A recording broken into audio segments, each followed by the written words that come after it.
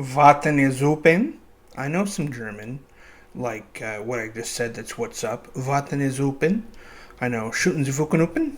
I rearranged my room. You who are watching can thus see.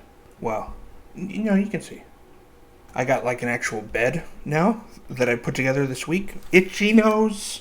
I think my hair has gotten so long that it's like, or maybe just my nose hairs need to be plucked or something. I can do that on this podcast. I legitimately got one. No more itch. Wow. Sometimes it is just that easy. I wanted to give a shout out to Moviepass. They're making a comeback. What? I think that's huge. Dude, I got Moviepass at the tail end back in 2017-18. And I saw one movie with it. And then they were like, never mind. We're just not going to do this anymore. Went out of business, and now with this week, they were doing like within the next 4 days, you got to sign up. So it's probably too late, sorry. But the one thing that was the other is now probably all that the will. No, I don't know what I was saying.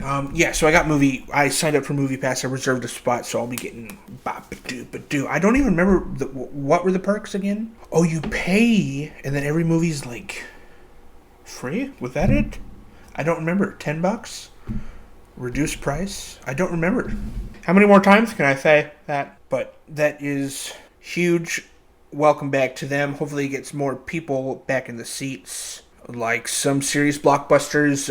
You got like Spider-Man, Batman, and Top Gun, I think, were probably, if you look at like the analytics of how many times, analytics, you'd probably see peak mountains when those movies came out. Top Gun is still going strong. Plus some other hard hitters this year. Okay, really quickly, I wanted to give a shout out to my neighbor, the upstairs one. Ever since they moved in, it's been like a month now, I noticed early on that I think there's two of them that occupy. I think they're a couple. No matter where I am in the apartment, they are right above me. I could be in a fluid motion. I could be seated on my couch. I could be on the bathroom in the toilet. And they will flush like right before me. I kind of prefer the neighbor with the bad aim. I mean, this is obnoxious. I just got this new boxing contraption, for example, and I put that together. It's outside in my backyard, my poor excuse for backyard. And I'm punching the thing for like maybe 4 or 5 minutes. One of them comes out and just stands right above me on their porch, on their back deck. Just right above me and just stands there, silently. So I stop, obviously, and I'm just listening, and then I think I heard this sound. I thought I heard this sound right here. You know that sound, okay? Like starting to record, the record button. That's what I thought. I was like, what's that for? Why? So I just went and ripped off my gloves, the Velcro. That was supposed to be Velcro, and walked inside just to let them know they were crowding me. I mean, it was at like before 8 on a Saturday, so he probably heard my pretty strong punches, not gonna lie, and just came out there to show his presence. I don't know. There was definitely somebody above me. What they were trying to do, I can't speculate. But I've never seen them. I've only ever heard them. But it's like there's a string attached here that it's just like two people walking. I would love to see a, camera frame of just two people in their own worlds in their apartment doing the same thing at the same time. Hard to feel that it's not spiritual. Anyways, I wanted to share 3 extremes in my life. And what I mean by that, I don't know any other word for them because I'm not grammatically inclined. Grammatically. So I wanted to talk about the most beautiful place that I've ever been. The meanest times that I ever was, and I suppose there's probably some stuff I'm leaving out, but this is more when I was a kid, and I didn't bully very often, and this is kind of why I was just either shut down or and then the fights that I've been in. The poor excuses for fights, but I'm gonna call them that. Tussles. And one of them was with my brother Cody, so, it couldn't have been that serious. But and then hopefully you'll stick around for the other Bullscheifen. Bullscheifenhausen. See, more German. Ich bin Bier. Is that one? Okay, is that a phrase? Okay, so I talked about Moviepass. I did the neighbor rant. Oh, okay. So The most gorgeous place I've ever been, and I've been there 2 separate times. I'm not trying to gloat. Florianópolis, or Floripa. It is technically the Hawaii of Brazil. If I remember correctly, it has 93 beaches on this island. And I think there's like one bridge that connects, it. And each beach is different in its own right.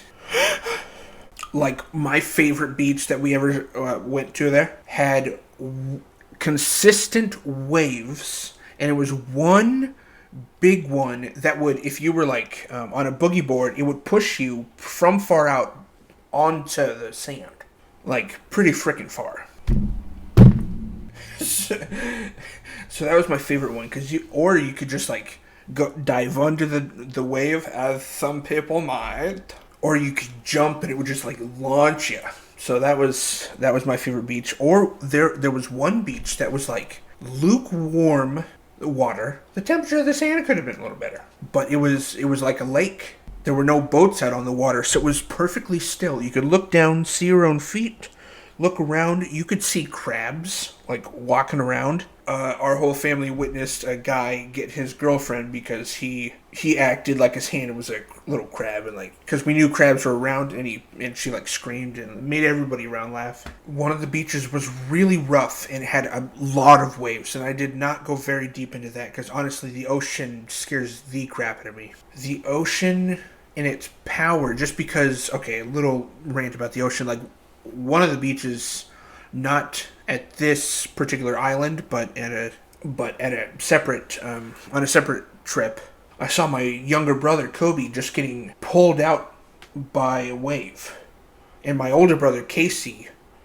just dove in there like freaking Superman, got him, lost a flip flop.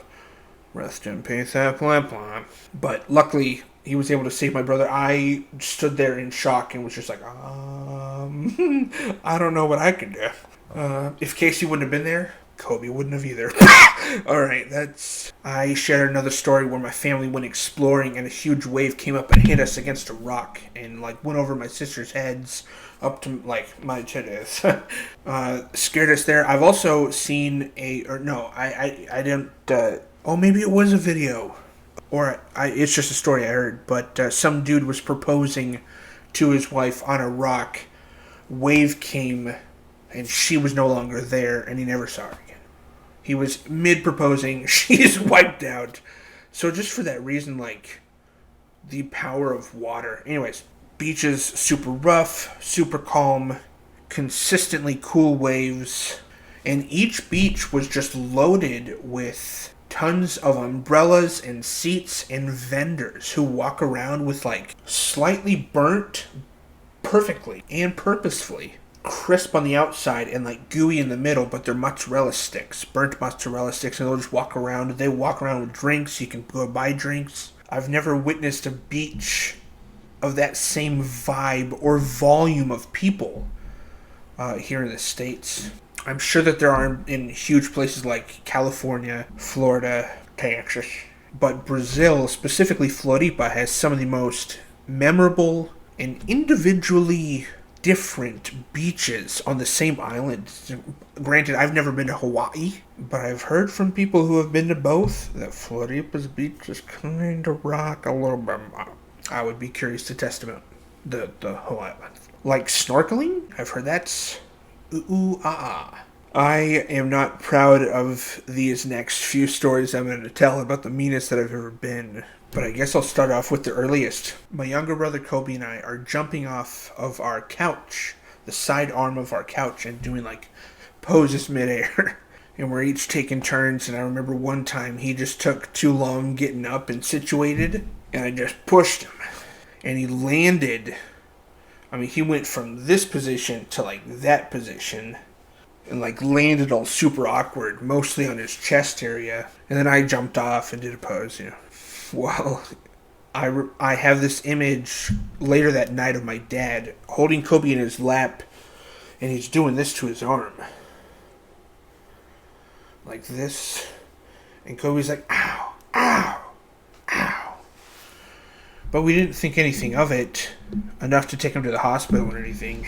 Until 3 days later, then my mom actually did take Kobe to the hospital and found out his arm was broken. And I'm positive it's from me pushing him. He wouldn't have landed so awkwardly on his arm if I hadn't been so impatient. So that's a bummer.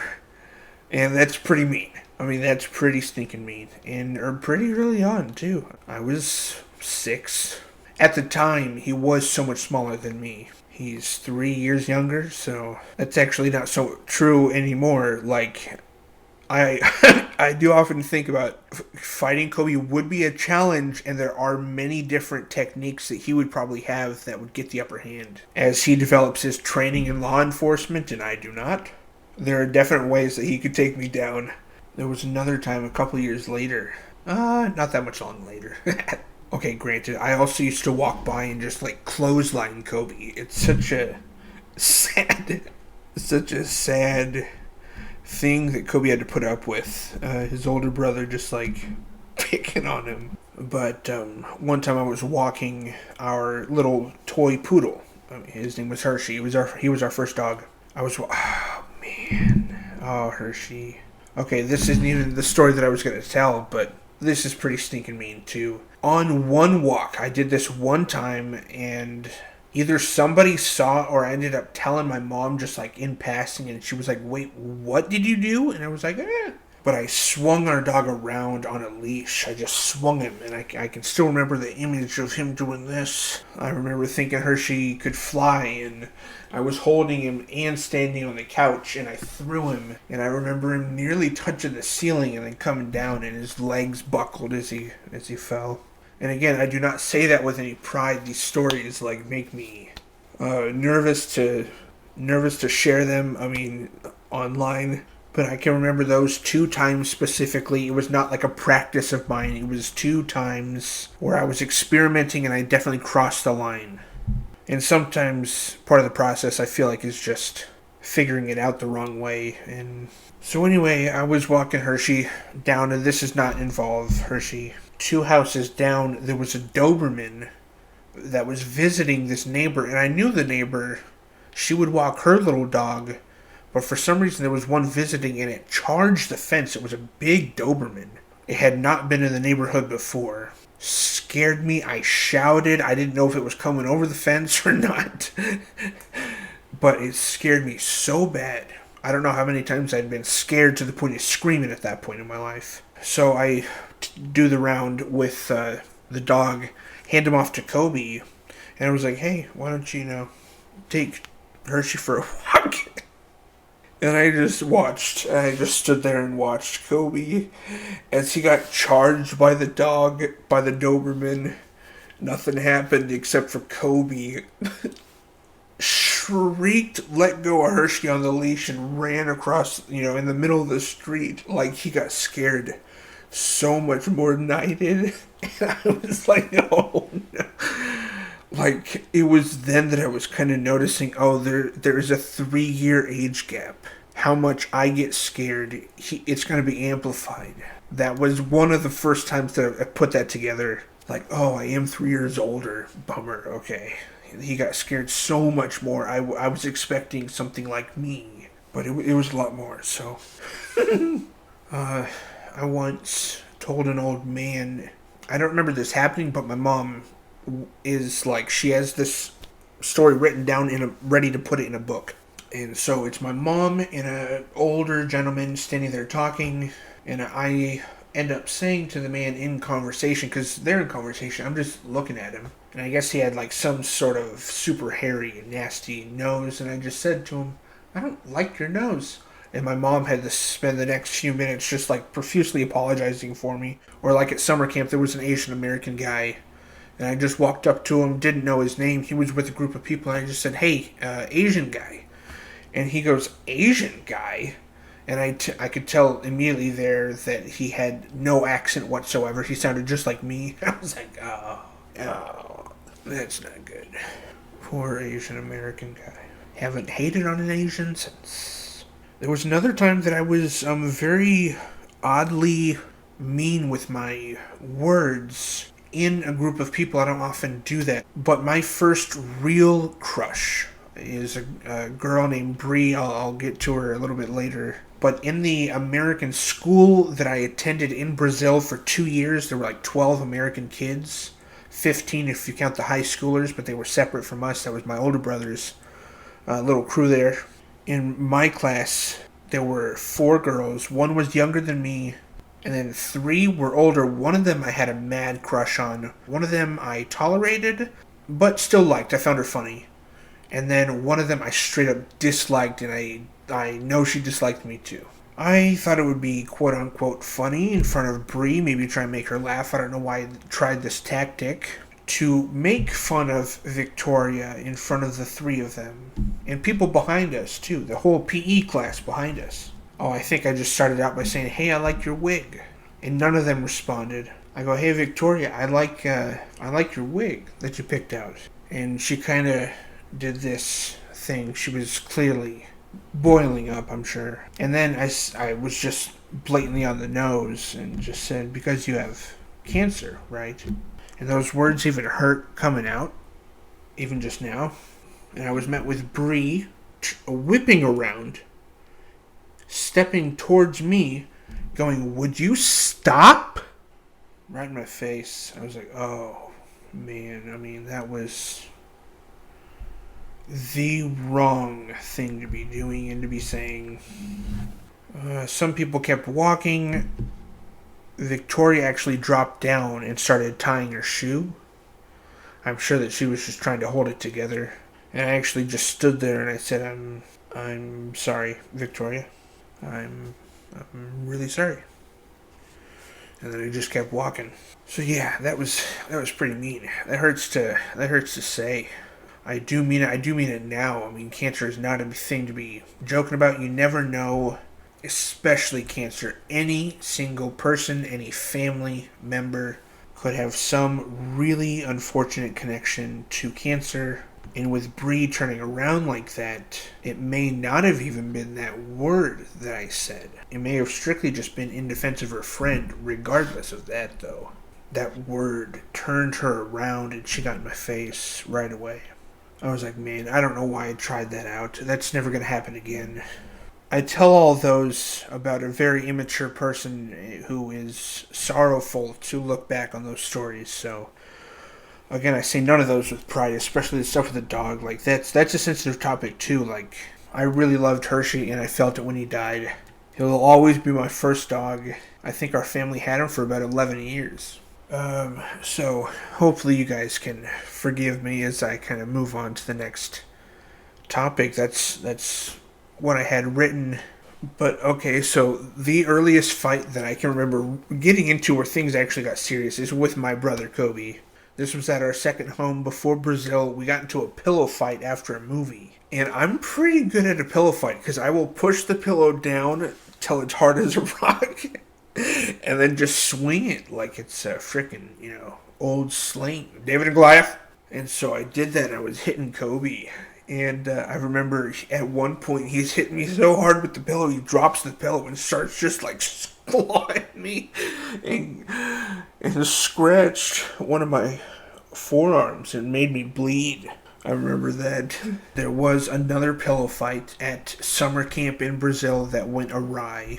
I brought my friend Bruno, this from church. This was his first summer there. And we're getting into a pillow fight. It's one cabin against another. And we're all outside hitting each other. And then some of us go inside to kind of take a break and take shelter. Some people from the other cabin come in and they don't have pillows. This one skinny white kid with his hat sideways walks up to my friend Bruno. Bruno is younger than me, but thick. Like muscles, he's borderline superhero. The white dude walks up to Bruno and punches him. But his punch is as soft as this. On my friend Bruno. It goes, there's like a couple beats of silence. And then all hell broke loose. Bruno took the guy down. People jumped on them. My older brother's getting married at the time. Her brother, so my brother's brother-in-law, also came to camp with me. He was in the cabin too. He started getting in the fight, along with Bruno. I stood there like this. I was frozen. I didn't move. Nobody touched me, and I didn't do anything to them. I was just going. And later, João Vitor, the brother of his brother-in-law, my brother-in-law once removed. Probably not how that works. After the fight, he goes, dude, why didn't you move? I go, I was throwing people out of the cabin, man. I was like the bouncer. He's like, no, you weren't. You didn't move. I was like, how would you know? You were fighting. I was helping. I was trying to get out of it, but I completely froze. So, I was like, I'm known as the funny guy. I don't fight people. At that same camp a couple years earlier, my first year there are some Americans who went with me, Caleb and his brother Andrew. Caleb had a bit of a temper, and he was a lot smaller than me. But I remember it was just he and I in the cabin. I had my hat. I had a hat that I remember chucking at him. And the flat bill kind of like hit his cheek right here. Boop, like that. And he freaked out, came charging at me, throwing fists like this. 2 of them got me. I remember picking him up and tossing him. Just tossing him off of me.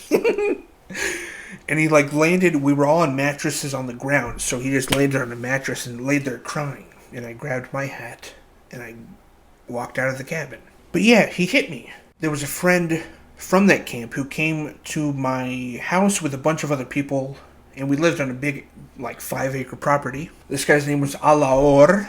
He pranked my friend. My friend got him back.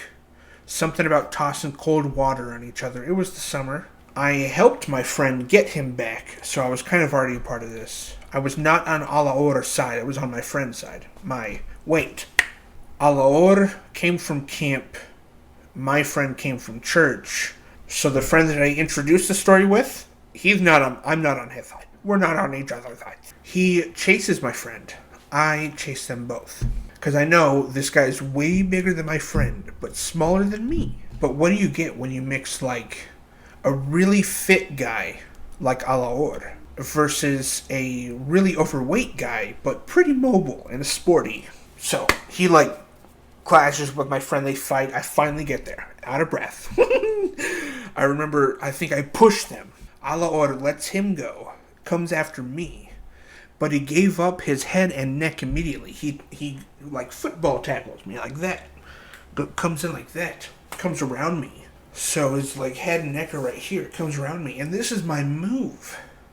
Dude, this is my move. It's always worked. He gives up his head and neck right here. I go underneath. Okay? Underneath, clasp the hands, lift up, and slam down. It's that easy. Slam him down, his knees hit, and he hurt his back. He was icing his back with his girlfriend for the rest of the afternoon that they were there. Kind of felt bad, kind of didn't. It satisfied something, man. But that fight was over pretty dang quick. He made a bad move. That was a bad move. You don't ever just give up your head in a fight. Here, take this thing, and bang, I got something. Not they smart. Oh, you know what? I kind of want to look that guy up right now. Alaor. Here, this is Alaor. Oh, yeah, so anyways, those are the fights that I've been in. I wanted to talk about this school that I went to, because aside from homeschooling and college, this was an in-between. Kind of an exact in-between. I'm 11 years old when we go to Brazil. We live in this house, this home that's gated and has a pool, and its first story has a long hallway. It's a really decent-sized home. If you cross 2 streets perpendicularly to how the home is facing, that was the school and the church that we were going to. So we just walked over there. I started there in 6th grade, exited there in 8th grade. Again, 12 American students, 3 or 4 American teachers, and a couple Brazilian teachers. And the Brazilian teachers mainly focused on teaching my parents. So my parents also did language school for the first year. And we all learned Portuguese, my parents separately, and then us kids, during school hours. I mean, them too, but still separately. You get it. Scheduling, differences. At this school, rather than repeating a grade, I did repeat Algebra 1. And I remember feeling so devastated that I was going to repeat that book. Man, I really, really have a deep spite for math. I think pinpointing from that moment that I was told by my mom and my teacher at the same time, it was like, the Shining twins. They were like holding hands, like, hey, we are, you are. No, I'm just joking. But they told me together, they broke the news to me, and I remember, I think I cried. I was like, this is awful! Why am I repeating this junk? Anyways, so I learned Portuguese there. For the 2 years that I was there, I was learning English and Portuguese at the same time. I mean, I'm still going through the same English schools and same system. So I'm reading books. I remember at this school, you had to rent out books from the library. I chose The Hobbit one time. And I remember reading The Hobbit, and I definitely skimmed some parts. I was like, blah, blah, blah. Skip-a-dee-doo. I don't think I even finished it. I return it a little early. And the teacher goes, okay, let me quiz you. I was like, okay. First question. How does the guy with the bow and arrow, not Legolas, he's not in the book, how does he know to shoot the dragon? And, like, what's his specific technique? What does he do? And I had definitely skipped some parts around the dragon. And I remember legs start shaking. My legs are shaking. I open the book. I go, like I'm going to find that part right there. I'm like, and, and she takes the book from me. She's like, next time, read the whole thing. I was like, okay, what? And I think I did every time. In fact, the next book that I got was relatively small, but I finished it the first day. I was like, it was King Kong. The first King, the first one. The book, I read King Kong just in a day. It was actually really captivating. Across from that school was my house, in about the same distance, like in front of my school. Not in front, but, the same distance of a walk. There was a little market, and you could get food there, but there was also a video rental store. So I feel that while I'm learning English and Portuguese at this school, I'm also learning the language of film simultaneously. Because it was either like homework, or we're in the home watching Portuguese on TV. Because that's all that was playing, was just that language. That's all they had on TV. So I go get movies. I spent so much money there. Like, I got into the shows 24, Lost, Prison Break. He got into Prison Break. I remember walking into his room and he was watching this new show on TV. And it was in English. And I was like, what? He's like, yeah, it's a great show. So I remember I was renting the DVDs right after him. So he'd return them, I'd go rent them. And then I think I caught up to him, probably even past him. I watched this was my first time at 11, 12, 13 years old that I watched my first movies with a lot of cuss words. There might have been like maybe a rated R movie somewhere in there, but it was PG-13 consistently through the whole thing, even with the shows that I listed. If you went to the mall, went to go see a movie at the theater, all the theaters are in malls there. And the adult movies, I just mean like PG-13 and R, are in English with Portuguese subtitles, but they are only in Portuguese, like dublado, they're dubbed, for the children. So any kids' movies that you want to go watch are going to be in a language that we didn't understand at the time. We were learning, but we didn't know it. So I remember going to see the B movie, and it's just like, I don't get anything. Because it wasn't even like Jerry Seinfeld, you didn't get the voices, you got the Brazilian actors, voice dubbers. This is where I was introduced to movies like The Patriot, We Were Soldiers, The Bourne Supremacy. I asked my dad repeatedly if I could watch Bourne Supremacy, because I had seen Identity in the States. I annoyed him so much. One time we're eating at the mall, and he sits beside me, and he goes, Collin, do not ask me if you can watch The Bourne Supremacy again until you're 16. I'm like, I'm almost 13. What? 3 weeks later, maybe I had a hand. Maybe somebody was watching it, and I might have had a hand in that. But I think I just asked him again, and he was like, yeah, whatever, just watch it. I was like, okay. I gotta wear him down. I really do think it's fascinating about the learning languages simultaneously like that. Because back up to pre-field, before Brazil, we're on the road for like 6 years. We're visiting hundreds of churches. We're either home doing school and homework, we're on the road doing school and homework and visiting churches, or there's movies in the van. We had a conversion van, and there's like a DVD player. You can play video games even, VCR. I mean, we hooked it up. 12-hour car rides sometimes, one way. So we bring our movies, and I was learning that language of how to tell a good story through the art of film ever since the age of 5. I mean, that's when we started traveling, and then I moved to Brazil, so film has always been with me ever since I was 5. And I think that's so cool. That means that's 20 years. I went to school for it right after Brazil, and now I'm on TikTok right after school. And then I went to school, and that was the only language that really anybody spoke was cinema. It was just like an intensified focus point on that for 3 years. That thing being film. And I use that term pretentiously. Okay, I'm going to end this. I filmed a ton today, so shout out to Joe Biden for canceling some student loan debt. I know that's going to be relieving for a lot of people.